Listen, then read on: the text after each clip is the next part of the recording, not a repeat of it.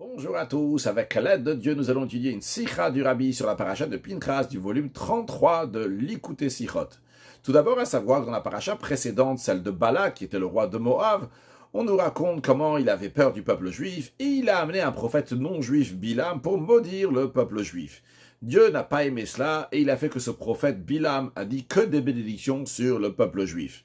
Mais Bilam, qui était méchant, qui n'a pas réussi son coup, il a essayé sous une autre forme. Il a dit à Balak, écoute, le Dieu des Juifs n'aime pas la prostitution, l'adultère. Fais fauter le peuple juif et tu vas voir que déjà Dieu va s'occuper d'eux. Et en effet, sur ça, il a malheureusement réussi. Les filles de Midian, les filles de Moab ont fait fauter le peuple juif. Et lorsque c'est arrivé un moment intense que Dieu a commencé à se mettre en colère, il y a un chef des 12 tribus, le chef de la tribu de Shimon, Zimri ben Salou, qui a pris une fille qui s'appelait Cosbi pour fauter avec elle. Et il a fauté avec elle. Et c'est à ce moment-là que Pinchas s'est rappelé qu'il y a une halakha, une loi, qui dit que celui qui a un rapport avec une non-juive, eh bien ceux qui sont zélés, ceux qui s'y prennent pour Hachem, eh bien, il le tue. Alors, il est parti faire cet acte. Il y avait Moshe Rabbeinu, il y avait Elazar le grand prêtre, il y avait le Sanhedrin, mais c'est Pinchas justement qui a fait ça. Et d'ailleurs, comme le sage disent, que même Moshe Rabbeinu, cette loi-là lui a échappé à ce moment-là, justement pour que Pinchas va venir et faire son acte de zèle qui était extraordinaire. Et d'ailleurs, à ce moment-là, la Gemara dans Sanhedrin nous raconte qu'il y a 6 miracles qui sont arrivés à Pinchas. Premièrement, c'est que Zimri aurait pu se retirer de la Goya de Cosbi, et dans ces cas-là, Pinchas n'aurait pas pu le tuer. Pinchas aurait été tué, même s'il avait tué Zimri, parce que la permission pour ces Kanaïm, ces gens qui sont zélés, bien que d'ailleurs, c'est pas la halacha, c'est halacha ve'en morinken. C'est une loi, mais si quelqu'un vient au tribunal et dit, est-ce que je dois aller le tuer? On va pas lui dire, va le tuer. Si la personne, elle se sent zélée, elle se sent vraiment, pour prendre l'honneur de Dieu ici, elle ne peut pas supporter ce comportement, à ce moment-là, il peut faire ce que Pinchas, il a fait. Et donc Zimri aurait pu se retirer, il s'est pas retiré, ça c'est un. Deuxièmement, Zimri, il aurait pu crier, parler, et il y avait tous les gens de sa tribu qui étaient devant sa tente, et il aurait entendu, et il ne l'a pas fait. Troisièmement, c'est que il a réussi à enfoncer son romach, sa lance, dans les organes génitaux aussi bien de Zimri et de Cosbi, que tout le monde a pu voir qu'ils étaient encore ensemble au moment où il les a tués, pas dire après que Pinchas les a tués juste comme ça. Quatrièmement, que la glaive n'a pas glissé de la lance, n'est pas ressortie de la lance. Cinquièmement, que lorsqu'il est sorti de la tente dans laquelle il y avait Zimri et Cosbi, il y a un ange qui est venu pour élever le linteau de la porte pour permettre à Pinchas de passer avec Zimri et la femme avec la lance qui est donc verticale avec eux, donc les deux qui se trouvent sur la lance que tout le monde va pouvoir voir.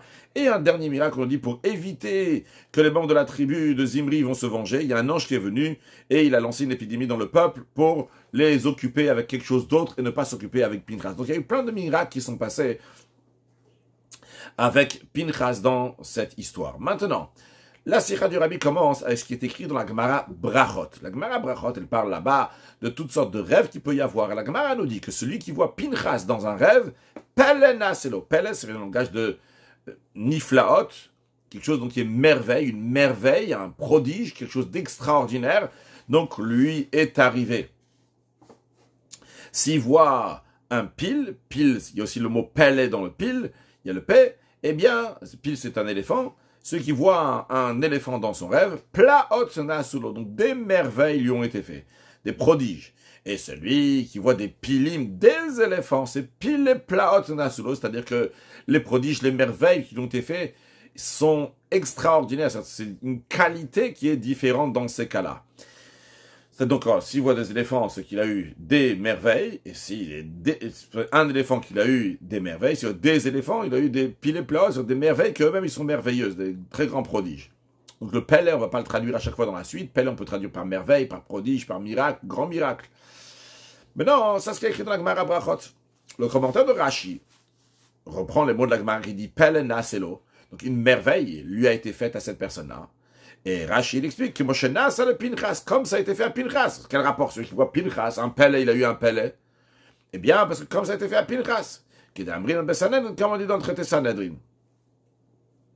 Le Rabbi nous dit maintenant qu'on apprend la Gemara comme ça.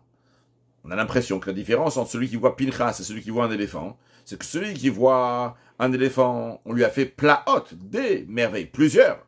Et celui qui voit Pinchas, on lui fait seulement un seul pelle au singulier. Mais le rabbi dit, c'est très étonnant. Voyons ce qui est écrit dans la Gemara Sanhedrin, la Gemara qu'on a mentionné tout à l'heure. Là-bas, la Gemara dit clairement qu'il y a 6 miracles qui ont été faits à Pinchas. Et dans le Sifri d'ailleurs, dans Targum Yonatan Ben Oziel et ailleurs, c'est dit que pas seulement 6 miracles ont été faits, 12 miracles ont été faits. D'ailleurs, dans le commentaire de Rashi sur la Torah, il y a écrit Harben Nissim Nasulo, beaucoup de miracles ont été faits. Donc pourquoi celui qui voit Pinchas dans un rêve, on dit seulement un seul miracle, un pelle, lui a été fait? C'est pas, a priori, c'est pas comme Pinchas. D'ailleurs, juste une parenthèse, mais dans la Gemara, c'est écrit, c'est que celui qui voit Pinchas pelle Naselo. Et Rashi reprend le mot, c'est pelle Naselo, une miracle lui a été faite. Comme le rabbi traduit ici dans la Sikha, c'est une sikha qui a été corrigée par le rabbi directement en hébreu, donc c'est précis. Celui qui voit un éléphant osimlo plaot, on lui fait. Celui qui voit Pinchas osimlo, on lui fait. Ça, vous entendez, c'est pas obligé que ça ait été traduit naselo, que ça a déjà été fait dans le passé. C'est possible que, on est en train de dire ici, osim, on va lui faire, on est en train de lui faire. C'est juste une parenthèse. En tous les cas, donc, c'est la première question du rabbi, qui demande, pourquoi on dit celui qui voit Pinchas dans un rêve, on lui fait un miracle, un pelle. A priori, dans le Gemara Sanhedrin, il y a écrit que plusieurs miracles ont été faits à Pinchas. Et le rabbi rajoute que s'il n'y avait pas le commentaire de Rashi, on aurait pu expliquer de manière différente pourquoi quelqu'un qui voit Pinchas dans un rêve, il a un pelle, il a une merveille. On aurait pu dire, c'est un peu dans l'esprit de ce qui est écrit dans la suite de la Gemara, parce que la Gemara là-bas, elle parle de plusieurs sortes de rêves, et la Gemara dit celui qui voit Huna dans son rêve. Eh bien, il y a un miracle qui a été fait. Celui qui voit Chanina avec 2 nun. Huna, il y a un seul nun. Chanina, il y a 2 nun. Ou bien Chananya, ou bien Yochanan, il y a 2 nun. Eh bien, cette personne-là, Nisse Nissimna solo. Pas juste un miracle, comme celui qui voit Huna dans le rêve, mais des miracles lui ont été faits. Là-bas, Rachid explique que quand on dit un miracle, c'est parce que dans Huna, il y a un seul nun, donc ça correspond à un miracle. Chananya, ou bien Yochanan et Chanania, là-bas, il y a 2 nun, donc s'il y a 2 nun, donc il y a plusieurs miracles. Alors on aurait pu dire que c'est la même chose aussi ici, que Pinchas, il y a un seul paix, il y a juste paix. Pinchas, le paix de Pinchas, c'est pelle, c'est une merveille. Par contre, dans le pile, l'éléphant, dans le pile, en plus du paix qui est pelle, il y a aussi le lamed. Donc vu qu'il y a un lamed, donc on rajoute encore plus. Dans le pelle même, il n'y a pas juste un paix, il y a paix et lamed. Donc c'est plot, c'est des merveilles. Et dans la même manière, dans le même esprit, quand on dit qu'il y a pilim, il y a des éléphants, eh bien ça rajoute dans les plots, pile et plot, c'est-à-dire on rajoute encore en plus de la quantité qu'il y a déjà dans plot, là il y a pile et plot, il y a même la qualité qui se rajoute. Comme ça, on aurait pu dire aussi pour Pinchas, que pourquoi Pinchas c'est un pelle et pile c'est plusieurs, c'est parce que Pinchas il y a un seul paix. Mais justement, quand on voit Rashi dans la Gemara là-bas, dans la Gemara Brachot, et il dit, tu veux pas dire ça. Pourquoi? Parce que il dit, t'as raison, pourquoi celui qui voit Pinchas dans un rêve, Pele Naselo, pourquoi? Rashi dit pas parce que il y a la lettre P qui représente le Pinchas, qui est Pele. Seulement quoi? Il dit que Moshe Nasa le Pinchas, comme ça a été fait à Pinchas. C'est-à-dire que la raison pourquoi Pinchas, celui qui le voit, il a un Pele, une merveille, c'est pas parce qu'il y a un paix dans Pinchas, c'est parce que Pinchas lui-même, il a eu un pelle. C'est en parenthèse, le rabbi rajoute, pourquoi Rashi fait cette différence-là, pourquoi Rashi dit que Huna, Chanina, Chanania, ça c'est lié avec le nun, s'il y a un nun, 2 nun, et pourquoi quand c'est Pinchas, il dit pas que c'est lié avec s'il y a un paix ou il y a paix lamed. Et pourquoi il dit que c'est Pinchas, c'est la personne de Pinchas, que lui, il a eu des merveilles. Alors, Rabbi dit dans la parenthèse, pourquoi? La raison de Rashi est de faire cette différence-là, que quand il dit ceux qui voient Huna, ou bien là-bas il explique, c'est parce qu'il y a un nun, donc c'est un S, il voit Chanina, Chanania, Yochanan, qui a 2 nun, c'est Nissim, mais quand il dit Pinchas, il dit pas que Pinchas parce qu'il y a le paix. Alors, le Rabbi dit, Rashi différencie ça, parce que quand on regarde dans la suite de la Gemara, en effet, quand on parle là-bas, celui qui voit Huna, Chanina, etc., la Gemara dit qu'il s'agit bien de quelqu'un qui voit par écrit. Il voit Huna, He, Vav, Nun, Aleph, qui est écrit. Il a vu le mot Huna, il a vu le mot Chanina qui est écrit. Alors, c'est logique de dire, et c'est la raison pour laquelle que Rachid explique comme ça, que la particularité dans le Huna, dans le Chanina, c'est ce qui est écrit là-bas. Donc, il y a Huna, c'est un Nun qui est écrit. Chanina, il y a 2 Nun qui sont écrits. Par contre, lorsqu'on parle de Pinchas, ou lorsqu'on parle des piles, des éléphants, On ne dit pas dans la Gemara, et c'est pas l'explication de la Gemara qu'il a vu que ça écrit Pinchas, il a vu que c'est écrit pile un éléphant. Non, il a vu le visage, la forme de Pinchas, ou bien qu'il a vu un éléphant, comme d'ailleurs on voit clairement dans la Gemara, que la Gemara n'a pas différencié s'il a vu un éléphant, donc il y avait la selle sur l'éléphant, qu'il n'y avait pas la selle sur l'éléphant. Et vu que on dit qu'il a vu Pinchas littéralement dans son rêve, c'est la raison pour laquelle que Rashi, il explique que Pinchas, ceux qui voient Pinchas, il y a des merveilles qui ont été faites Pelena, c'est le pourquoi, pour nous dire quelle sorte de pelle, comme ça a été fait à Pinchas, c'est pas juste qu'ici il y a un paix. Donc, dans tous les cas, la question, elle revient. Pinchas, il y a plein de miracles qui l'ont été faits. 6 miracles, la Gemara dans Sanhedrin, elle dit. Et dans les commentaires, c'est même, c'est 12 dans le Midrash, etc. Alors, pourquoi on dit que celui qui voit Pinchas, Pelena, c'est juste un seul paix, un seul miracle, il y en a plusieurs? C'est Yves bête. Pour comprendre cela, le rabbi nous dit, voyons une autre précision. Rashi dit, pourquoi Pelena, c'est pourquoi une merveille a été faite à celui qui a vu ce Pinchas? Quel rapport entre Pinchas et le Pele? Rashi nous a dit, Kimoshana, c'est le Pinchas. Comme ça a été fait à Pinchas. Mais un instant. Pourquoi on dit que à Pinchas, Pelena, c'est l'expression de Pele, pas Nes, qui veut dire le miracle.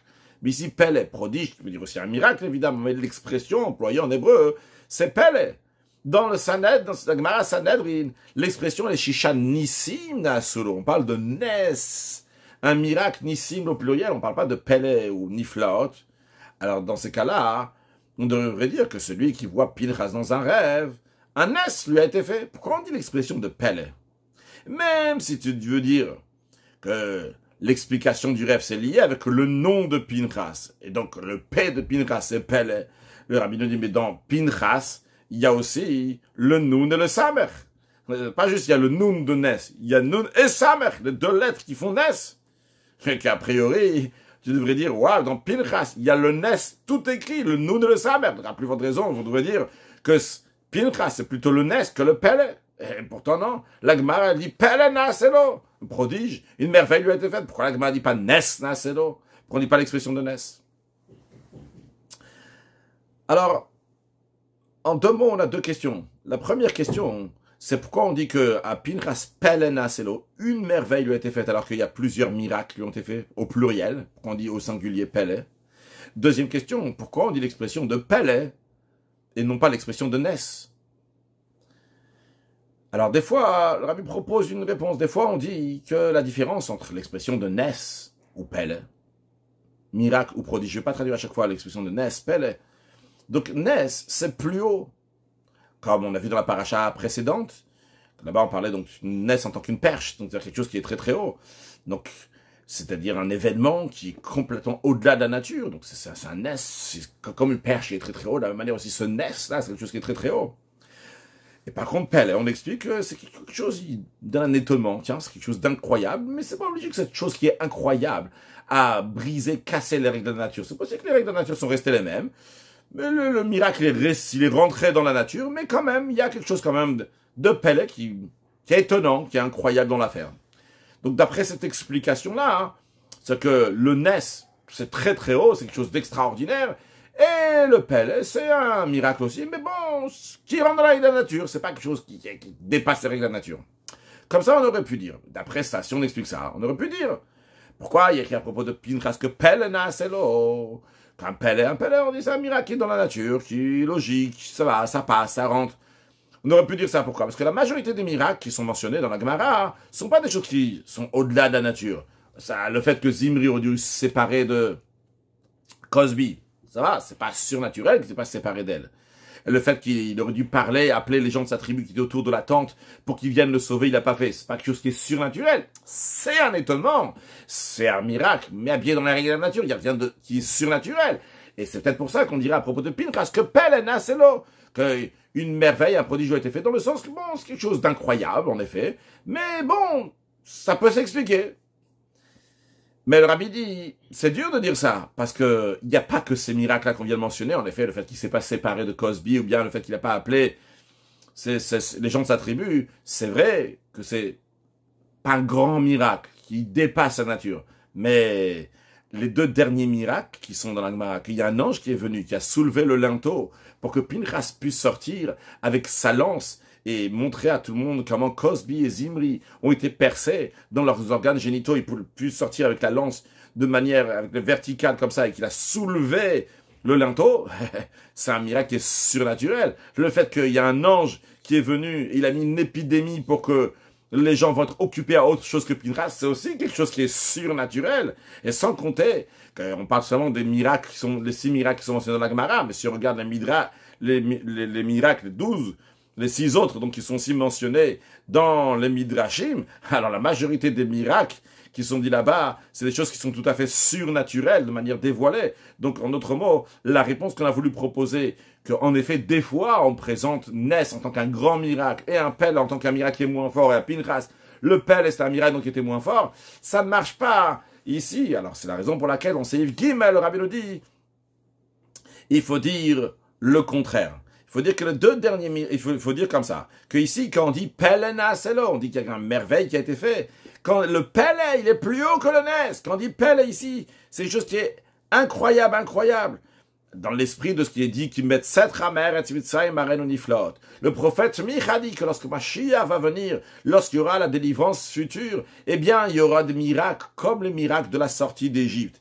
Et quand on dit là-bas, comme le jour de la sortie d'Égypte, te montrer des merveilles, qu'est-ce qu'on veut dire ici? On veut dire que bien qu'à la sortie d'Égypte, il y avait déjà des merveilles. Mais les merveilles qu'il va y avoir lorsque Mashiach va venir, eh bien, ça sera des merveilles, ça sera des miracles, même par rapport aux merveilles, aux miracles qu'il y a eu lors de la sortie d'Égypte. Donc, l'expression de Niflaot dans ce verset-là est à prendre dans le sens que c'est une merveille extraordinaire, c'est un miracle qui dépasse tous les miracles. Alors, Rabbi nous dit ici, dans notre contexte à nous, quand on parle de Pélé, on ne parle pas juste d'un miracle, bon, un miracle qui est habillé dans les règles de la nature. Au contraire, quand on dit Pélé, on dit que c'est quelque chose qui est extraordinaire. Et ça aussi, ce que Rashi dit, quand il dit, Moshena, c'est le Pinchas, comme ça a été fait à Pinchas, comme on dit dans le traité Sanhedrin. Qu'est-ce qu'il veut dire? Il dit, la Gemara là-bas, on voit que l'essentiel, le chidouche essentiel chez Pinchas, c'est pas la quantité des miracles que Pinchas il a eu, mais c'est le fait que Pelena, c'est qu'est-ce que ça veut dire? On n'est pas en train de parler ici d'une quantité de miracles qu'il y a eu. On parle ici d'une qualité naturelle, c'est-à-dire un comportement, une situation qui est moufla, qui est extraordinaire. Et vu que cette quantité, elle est cette qualité de miracle, elle est extraordinaire, c'est la raison pour laquelle qu'on dit qu'il y avait Pélé, c'est-à-dire qu'il était dans une situation qui était complètement Pélé, qui était complètement extraordinaire. Je vais expliquer un peu plus avant qu'on voit sur le texte. Après, on va continuer donc à lire les choses sur le texte, mais l'idée est la suivante. C'est qu'il y a le fait qu'il y a un miracle, et encore un miracle, et encore un miracle. Mais on est constamment dans la nature, et comme ça, il y a des miracles qui font des fragments, qui font de temps en temps, mais encore un miracle qui vient, encore un miracle qui vient. Évidemment, à chaque fois, le miracle doit se battre, entre guillemets, sur la nature. Pourquoi? Parce qu'on est dans la nature. Et dans la nature, il faut se battre pour faire un miracle, parce que le miracle, c'est contre la nature. Mais il y a une situation que la personne, elle vient dans une bulle miraculeuse. Elle vit dans une bulle miraculeuse. Et donc, automatiquement, il y a en conséquence de ça, il y a plein de miracles. Mais ici, les miracles sont pas à compter en quantité. C'est qu'il y a une qualité ici. Cette bulle-là, c'est une bulle qui est tout à fait au-delà de la nature. C'est une bulle, donc, qui est surnaturelle. Vu que c'est une bulle qui est surnaturelle, donc, même automatiquement, il y a plein de miracles qui en découlent. Ce que le Rabbi est en train de nous dire ici, que chez Pinchas, les miracles n'étaient pas juste des miracles en quantité. C'était une qualité. C'était un comportement, une situation qui est exceptionnelle au-delà de la nature. Parce que les 6 miracles qui sont mentionnés là-bas dans Sanhedrin, tous étaient dans le même sujet, dans le même détail. Chaque détail qui lui est arrivé à Pinchas, Akadosh Baruch Hu lui a fait un miracle. On voit ici que clairement que tout le comportement de Dieu avec Pinchas était de manière qui était tout à fait surnaturelle. De base, c'est un comportement qui est Pélé. Et tous ces miracles-là qui en découlent, c'est pas ça l'essentiel du chidouche chez Pinchas. Le chidouche, la nouveauté, c'est que Pinchas, monsieur Pinchas, c'était un Pélé, il était extraordinaire, il était surnaturel, il s'est dépassé totalement, comme on va encore mieux l'expliquer dans la suite. Et en conséquence de cela, vu qu'il était quelqu'un de merveilleux, eh bien, il y a des merveilles automatiquement qui en sortent de lui.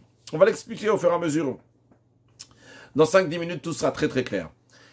Pour mieux expliquer ça, le Rabbi nous dit, quand on parle d'un nez, d'un miracle, c'est briser les règles de la nature. De ça, on comprend qu'il y a la nature elle est là, seulement quoi? Dans la nature, il la brise. Donc, à chaque fois qu'il y a besoin d'un miracle, il y a besoin d'un nouveau événement, quelque chose de nouveau, qui va briser la nature. Donc à chaque fois, on va briser la nature encore une fois, et encore une fois, mais la nature est toujours là. Ça, c'est quand on parle d'un miracle. Par contre, quand on parle de Pele, tout afla, Rachidi, tout afla, quand on dit quelque chose qui est extraordinaire, c'est quelque chose donc qui est mouvdal, havdala, prisha.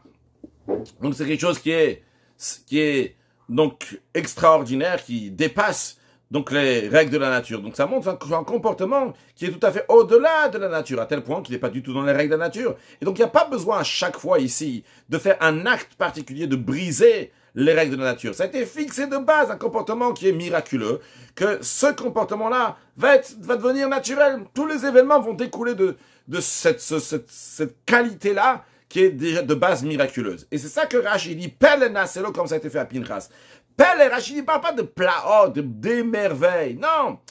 Ça qu'il y a eu beaucoup de merveilles à Pinchas, qui est vrai, clairement, c'est écrit dans la Gemara Sanhedrin. Mais tout ça, c'était un comportement général qui découlait d'une chose. C'est quoi la chose? Que chez Pinchas n'est pas, il est tout à fait surnaturel, au-delà de la nature.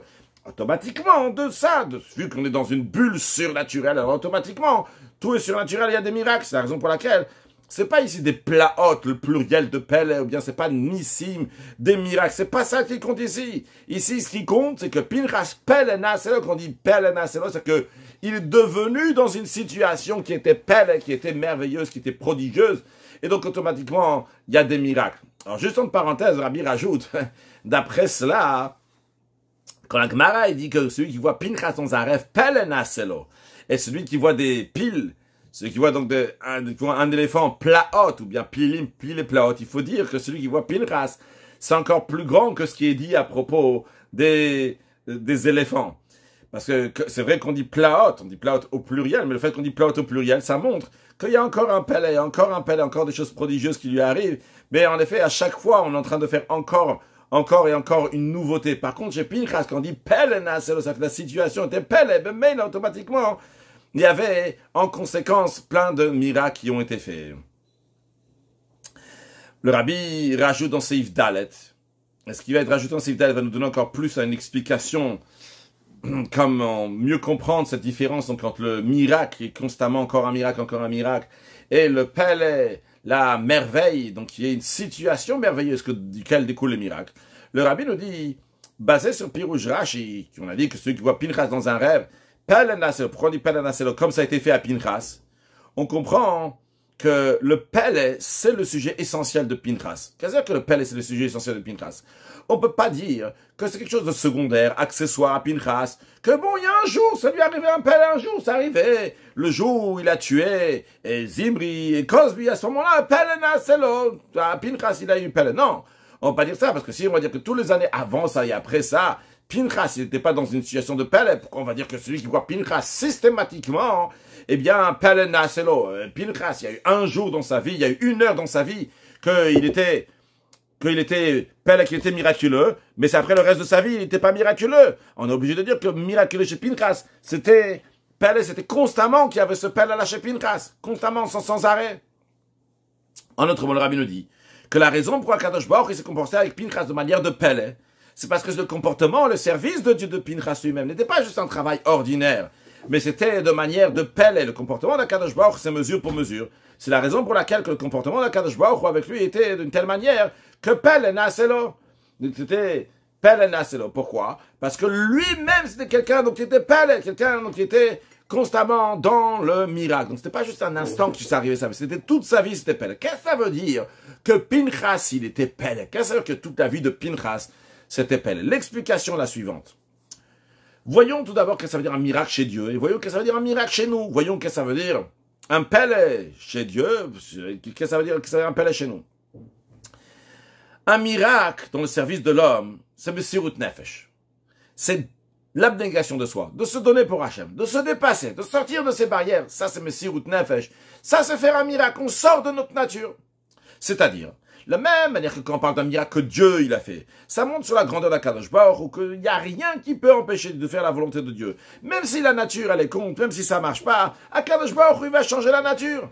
Eh bien, de la même manière aussi, quand on parle pour un juif dans son service de Dieu, eh bien, le miracle c'est quoi? C'est servir Dieu avec Messirat Nefesh, avec le don de soi. Ça montre sur le fait qu'il n'y a rien qui va empêcher le juif de faire la volonté de Dieu. Il est tellement déterminé de faire la volonté d'Hachem, de manière qu'il n'y a rien du tout qui peut l'empêcher de faire la volonté d'Akadosh Baruch Hu. Il est prêt à se donner totalement pour ça. Donc on a compris que Akadosh Baruch Hu fait un miracle, il brise les règles de la nature parce que c'est déterminé, il veut que ça va se passer d'une telle manière et pas comme ça. La même manière aussi chez le juif, il fait un miracle, ça veut dire il est déterminé qu'il va faire la volonté de Dieu, et même si c'est pas dans sa nature, il va se dépasser de ça. Maintenant, dans ça même, quand on parle qu'un juif fait un miracle, il dépasse sa nature et il fait Messirut Nefesh, don de soi. Dans ça même, il y a deux manières. Il y a Nes et il y a Pele. Il y a le miracle et le prodige. C'est-à-dire, il y a un juif que son travail essentiel envers Dieu, c'est le pitam dat, c'est dans le raisonnement. Lui, un juif qui sert Dieu dans la nature, que ce soit d'étudier la Torah, s'accomplir les mitzvot, il est toujours en train de servir Dieu dans la nature. Ça, c'est comme le monde, qui est naturel, il y a la nature dans le monde. Ça montre quoi, ce juif-là? Si, de temps en temps, il y a besoin de sortir des règles de son habitude, il fait un Messirut Nefesh. À ce moment-là, il va faire des efforts, il va veiller dans lui-même un nouveau comportement. Il dit, c'est vrai que c'est pas mon habitude, mais j'ai détermination jusqu'à faire Messirut Nefesh. Évidemment, qu'à ce moment-là, le Messirut Nefesh, à chaque fois qu'il fait Messirut Nefesh, c'est un nouveau travail, c'est une nouvelle manière de servir Dieu. Il a besoin de s'éveiller à nouveau. Moi, je suis dans ma nature, je suis dans mon cocon, j'ai l'habitude de servir Dieu comme ça, j'étudie la Torah, je fais les mitzvot. De temps en temps, s'il faut Messirut Nefesh, je sors de ma nature. Donc, lui, son service de Dieu, c'est quoi? C'est dans la nature. Ça manque quoi? Il y a besoin de faire des efforts. Vu qu'il y a besoin de faire des efforts, alors constamment il va faire des efforts. Une fois, après 2 heures plus tard, il va faire des efforts. 10 jours plus tard, il va besoin de faire encore un effort de sortir de sa nature pour faire Messirut Nefesh. Il va le faire à chaque fois qu'il faut. Mais cette personne-là, la base, c'est quoi? C'est la nature. Et à chaque fois qu'il fait un miracle, il fait Messirut Nefesh, il a besoin de sortir de sa nature. Mais il y a quelqu'un que, de base, lui, c'est un homme de Messirut Nefesh. C'est un homme qui est entièrement donné à Dieu. Il est entièrement donné à la volonté de Dieu. Il n'a pas de volonté personnelle du tout. Alors, lui, toute son essence, c'est quoi? C'est Messirut Nefesh à Dieu. Et vu que toute son essence, c'est Messirut Nefesh à Dieu, se donner à Dieu, alors automatiquement, il y a Messirut Nefesh dans chaque détail. Il y a des miracles qui découlent de son père et de sa situation qui est extraordinaire, qu'il est entièrement donné à Dieu. Donc, lui, cette personne-là, c'est une personne qui est miraculeuse. C'est une personne qui est miraculeuse. C'est un homme de Messirut Nefesh. Vu que c'est une personne de Messirut Nefesh, de don de soi, automatiquement, il y a des miracles qui sortent, des miracles, il y a des Messirut Nefesh qui en sortent. Mais c'est tout à fait normal chez lui qu'il y a des Messirut Nefesh qui sortent, qu'il y a des miracles qui sortent. Pourquoi? Parce que toute son essence, toute sa qualité, c'est Messirut Nefesh. Et ça, c'est le niveau de Pinchas. Bekanot Kinati. Lorsqu'il a pris la vengeance de Dieu, il s'est mis en danger sur une chose qu'il n'avait pas le devoir. Au contraire, s'il serait venu demander au Beth Din, au tribunal, est-ce que je dois aller le tuer? En Morin Ken, on lui aurait pas dit de le faire. Seulement quoi? Kanaïm Paul Gimbo, ceux qui sont zélés, qui ressentent, qui doivent prendre vengeance pour Hachem, bien, ils se comprennent de telle manière. Donc c'est une permission pour quelqu'un qui est kanaï, qui est zélé de le faire. Et d'ailleurs, d'après le Yerushalmi, il y a écrit que cette kanaout-là, ce zèle-là, c'est chez l'Obir Tzantracham, les sages ne sont pas satisfaits de ça. Donc Pinchas aurait pu prendre tout ça en compte, et en plus il aurait pu rajouter aussi dans le fait que Moshe Rabbeinu n'a rien fait, et Pinchas, il ne savait pas que Moshe Rabbeinu avait oublié cette halakha à cet instant-là, parce que après lui, parce que Pinchas devait être récompensé. Il ne savait pas ça, Pinchas n'a pas fait tous ces calculs-là. Il n'a fait aucun calcul, il a vu une situation, il a agi, il a pris vengeance pour Hachem. Donc ce Messirut Nefesh de Pinchas, ce don-là de Pinchas, était au-delà de tout calcul. Pourquoi? Parce que c'est un homme de Messirut Nefesh dans toute son essence.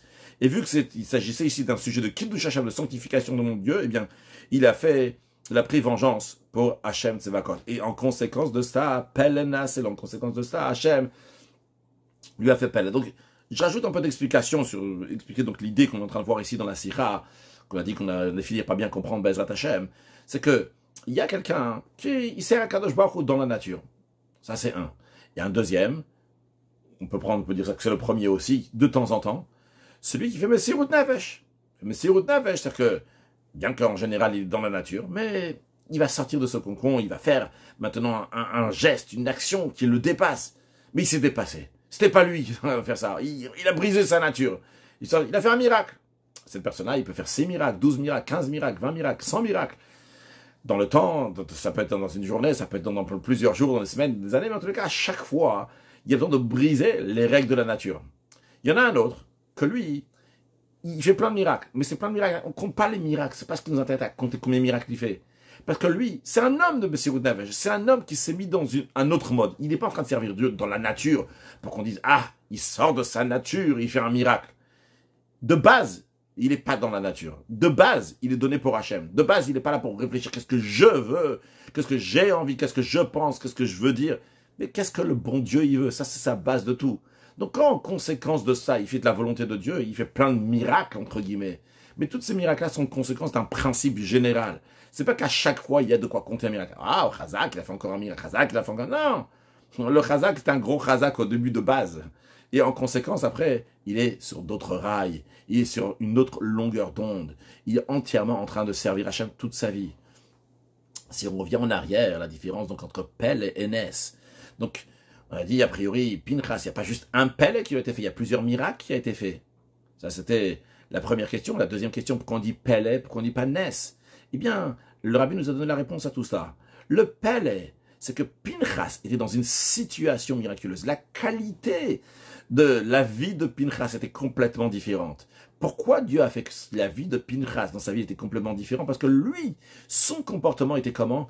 Était de manière de Pélé. Lui, il allait au-delà de toute rationalité. Il aurait pu faire tous les calculs pour ne pas faire ce qu'il a fait. Il n'a pas fait. Il a fait aucun calcul. Pourquoi? Parce que chez lui, il n'y a pas de calcul. Ici, il voit une situation de Kiddush Hashem, de sanctification du nom de Dieu.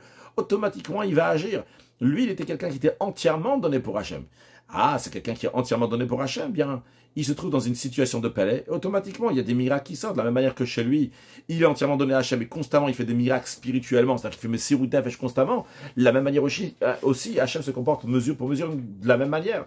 Par contre, c'est quelqu'un, il n'est pas dans cette situation-là comme Pinchas. Alors en effet, pour lui, il y a des nissim qui se font un Nes. Pourquoi? Vu que lui, il sort de temps en temps de sa nature. Alors Kadosh Baruch Hu aussi sort les choses de la nature. Il fait encore un miracle. Mais c'est pas une situation de Pélé. Donc, ça a répondu à la première question. Pourquoi on dit Pélé Naselo et pas nissim, que des miracles et on dit pas que des miracles ont été faits au pluriel. Pourquoi on dit au singulier? Parce que c'est une situation qui est singulière. Une situation, il est Pélé. Vu qu'il est Pélé, donc automatiquement, il y a des miracles qui en découlent. Mais ici, on n'est pas en train de compter les miracles. C'est pas ça qui nous intéresse. C'est pas ça qui est extraordinaire. Ce qui est extraordinaire, c'est un homme de Messirut Nefesh. Un homme qui est donné à Hachem. Et en conséquence, Hachem fait que cette personne-là est dans une merveille, dans une bulle merveilleuse. Et automatiquement, vu qu'il est tellement prodigieux, il y a des miracles qui en découlent. En revanche, celui qui n'est pas dans cette situation-là, alors lui, en effet, il y a plusieurs miracles qui se font au fur et à mesure. Encore, en ce qui concerne la deuxième question, pourquoi il y a écrit Pélé et pas Nes, on comprend, parce que Nes, c'est un miracle qui brise systématiquement les règles de la nature. Par contre, quand on parle de Pélé, c'est qu'il est complètement moufrage, qu'il est complètement séparé à un niveau très très haut. Et c'est la situation de Pinchas. Basé sur ça, le rabbi nous rajoute encore d'autres choses dans cette belle sikha. C'est y fait. Le rabbi nous dit, basé sur ça, on va comprendre aussi la raison, que le salaire de Pinchas, la récompense que Dieu lui a donnée, c'est que que dorénavant, la prêtrise va être pour lui et sa descendance à l'éternité. Dans le sens simple du verset, on sait que bien que Pinchas, c'était le fils de Elazar, que Elazar c'était le grand prêtre, Elazar était le fils de Aaron à Cohen, donc Pinchas c'était le petit-fils de Aaron à Cohen, mais on sait que Pinchas n'était pas Cohen, parce que lorsque Dieu il a dit à Aaron et son fils Elazar que eux, ils vont être Cohen et toute leur descendance, c'était uniquement leur descendance qui allait naître à partir de ce jour-là. Pinchas est né avant. C'est-à-dire, lorsque Dieu il a parlé à Aaron et à Elazar, leur dire que vous allez être Cohen et vos descendants, Pinchas était déjà né. Et donc, Pinchas n'est pas devenu Cohen. C'est uniquement le père et fils qui sont devenus Cohen et tous ceux qui vont naître après. Mais ici, par l'acte de zèle que Pinchas il a fait, vu qu'il a pris vengeance pour Hachem son Dieu, c'est la raison pour laquelle que dorénavant, il va être Cohen. Le rabbi nous dit que la manière de cette récompense qu'Hachem a donnée, ça correspond au comportement de Pinchas. Vu que l'essence de Pinchas, c'était quelqu'un de Pel et Be'etzem, que toute son essence c'est d'être merveilleux, c'est la raison pour laquelle que Hachem lui a donné ce salaire-là aussi, donc il est prodigieux, un prodige, donc un Pel. Comment ça? À savoir que la prêtrise, c'est quelque chose qui vient en héritage et qui est uniquement pour la descendance de Aaron. Ici, la prêtrise a été donnée à Pinchas. Pourquoi? Parce qu'il a pris vengeance pour Hachem. Comment c'est possible alors qu'on va lui donner à lui et pas juste à lui, qu'après ça va même continuer dans la descendance à venir? Et la raison, elle est, c'est mesure pour mesure. De la même manière que Pinchas, il a pris vengeance pour Hachem, bien qu'il n'avait pas une mitzvah pour ça. À tel point, on a ramené le Yerushalmi qui dit, c'était chez le Birtzon Chacham, que les sages ne sont pas satisfaits de ça. D'après les règles de la Torah, la sagesse de la Torah, on peut discuter, est-ce qu'il faut se comporter d'une telle manière ou pas. Ah, mais lui, il n'a pas fait tous ces calculs-là. Il est parti au-delà de tous les calculs. Ah, et lui, il est parti au-delà de tous les calculs. Hachem aussi, il va lui donner quelque chose sans faire aucun calcul. On lui a donné la prêtrise. D'après les règles de la Torah, eh bien, même quelqu'un qui va servir Dieu à fond, il va pas devenir Cohen. Mais ça, c'est quand tu sers à Kadosh Baruch Hu, il y a certaines limites. Ça, tu fais des miracles, plusieurs fois tu sers à Kadosh Baruch Hu, c'est extraordinaire. Mais finalement, donc, il y a ici une chose, encore un miracle. Donc finalement, il y a quand même des règles. La nature, elle est encore là. Mais quand tu sors complètement de ta nature, ce qui était le cas de Pinchas, Dieu lui a dit, je vais lui donner quelque chose de manière qui est tout à fait surnaturelle, sans faire aucune règle.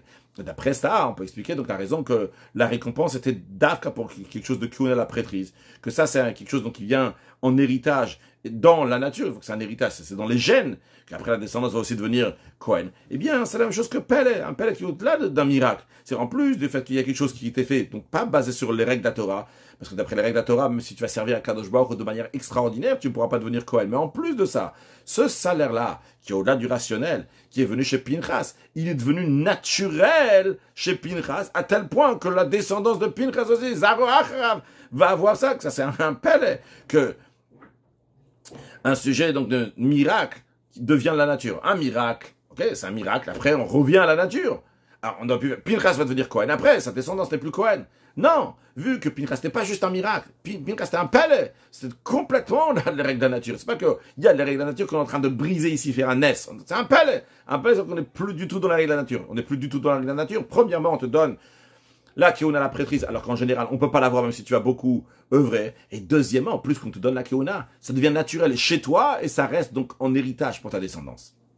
Le rabbi conclut ce tirant en nous disant, en faisant le lien avec la paracha de Pinchas et la délivrance du rabbi précédent, Rabbi Yosef Yitzhak, en Tavresh Pezaïn, en 1927. Il a été délivré le 12e jour du mois de Tammuz de l'exil dans lequel il se trouvait en Castrama, qui était suite donc à l'emprisonnement qui a eu lieu le 15 Sivan et qui a continué jusqu'au 3 Tammuz, qui est sorti pour aller en exil dans la ville de Castrama. Et après même ça, donc il a été libéré le 12 Tammuz. Et c'était dans la paracha de Pinchas.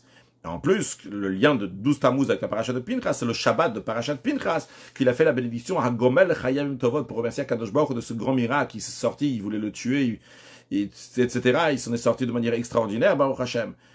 Alors, Rabbi dit, c'est déjà tous les sujets de Torah, ils ne sont pas providence divine, comme le Baal Shem Tov nous l'enseigne. Alors, à plus forte raison, quand il s'agit de quelque chose qui se passe avec un juif, à plus forte raison, lorsqu'il s'agit pas juste d'un juif, mais de Nessi, ça, le chef du peuple juif, le rabbi précédent. On comprend donc que la délivrance du rabbi précédent, elle est liée avec le contenu et le inyan de Pinchas. Et en effet, on a vu chez le rabbi précédent, Rabbi Yosef Yitzhak, 6e rabbi de Chabad, donc le beau-père du rabbi, que ce Messirut Nefesh, dans ce pays-là, donc en Russie, c'était quand la Messirut Nefesh de Pinchas, mais Kanot Kinat, il a pris la vengeance de Dieu. C'est-à-dire, il n'a pas fait Messirut Nefesh, un don de soi, qui est d'après la loi de la Torah. Et d'ailleurs, plusieurs sages du peuple juif pensaient que le rabbi précédent, il a exagéré, il est parti trop loin, et il ne faut pas se donner comme ça. Et le rabbi précédent n'a pas fait tous ces calculs-là, il s'est vraiment donné pour la diffusion du judaïsme en Russie. La raison, elle est parce que chez le rabbi précédent, le Messirut Nefesh, le don de soi, n'était pas un détail dans son service de Dieu, mais toute son essence était Messirut Nefesh. À tel point que chaque chose dans son service de Dieu, tout ce qu'il faisait, tout s'était lié avec Messirut Nefesh. La Messirut Nefesh, c'est elle qui gérait tout ce qu'il faisait. Et le rabbi dit, comme on a parlé plusieurs fois, les 3 périodes générales du rabbi précédent dans sa Nessi, où il était nassi pendant 30 ans, depuis 1920 jusqu'à 1950, donc de Tavresh Pei jusqu'à Tafshin Yud. Donc tout d'abord, c'était lorsqu'il était en Russie. Après, la deuxième période, c'était lorsqu'il était à Lettonie, en Pologne. Et la troisième période dans laquelle il était aux États-Unis. Que son travail, dans chacun d'eux, il demandait une détermination, Messirut Nefesh, mais à chaque fois, c'était une autre sorte de détermination, une autre sorte de Messirut Nefesh. Mais à chaque fois, il faisait Messirut Nefesh. Pourquoi? Parce que là-bas, c'est Messirut Nefesh. Ce qu'il y a sur le terrain, c'est des détails. Mais là-bas, c'est quoi? C'est Messirut Nefesh. Quand il était en Russie, la Messirut Nefesh, le don de soi, c'était lié avec littéralement donner sa vie, risquer sa vie. On a voulu le tuer d'ailleurs. C'était son corps donc, qui était en danger, pas seulement de lui-même, aussi de tous ses délégués, de ses chassidim, que basé sur ses enseignements, sa mission, il diffusait le judaïsme, il renforçait le judaïsme dans ce pays-là, donc en Russie, et ils ont mis leur vie en danger dans le sens littéral.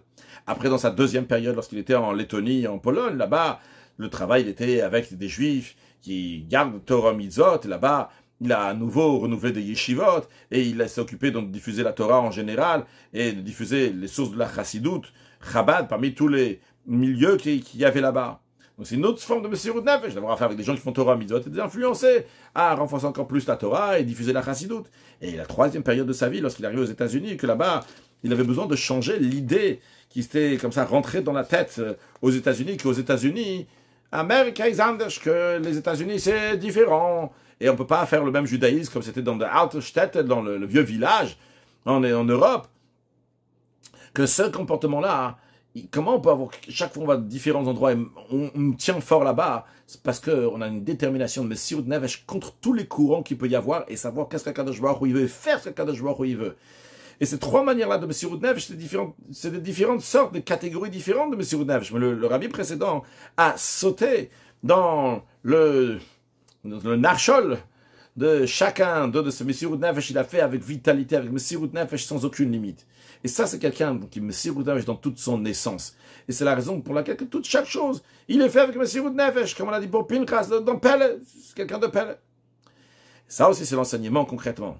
Par le fait qu'on va aller dans ces chemins qu'il nous a enseignés, et on va aller dans ces voies, c'est-à-dire de s'occuper, de renforcer la religion, la date, de diffuser la Torah avec Messirut Nefesh, et particulièrement que maintenant, de nos jours, on n'a pas de difficultés matérielles, chas v'shalom. Aujourd'hui, c'est avec la largesse, on se donne au service d'Akadosh Baruch Hu au-delà de toute limite, sans mettre en considération toutes sortes de choses qui peuvent empêcher. Et bien par cela, on mérite que Pelena Selo Kakadosh Baruch Hu, il donne réussite dans notre travail de manière extraordinaire, et tout ça nous empresse et nous amène très prochainement la prophétie qui met Tzetra Meret Mitzrayim, que comme les jours de la sortie d'Égypte, lorsque Mashiach va venir, Dieu a Renu Niflaot, il va nous montrer des Niflaot, des pelles et des merveilles très prochainement avec la venue de Mashiach. Now, une excellente journée.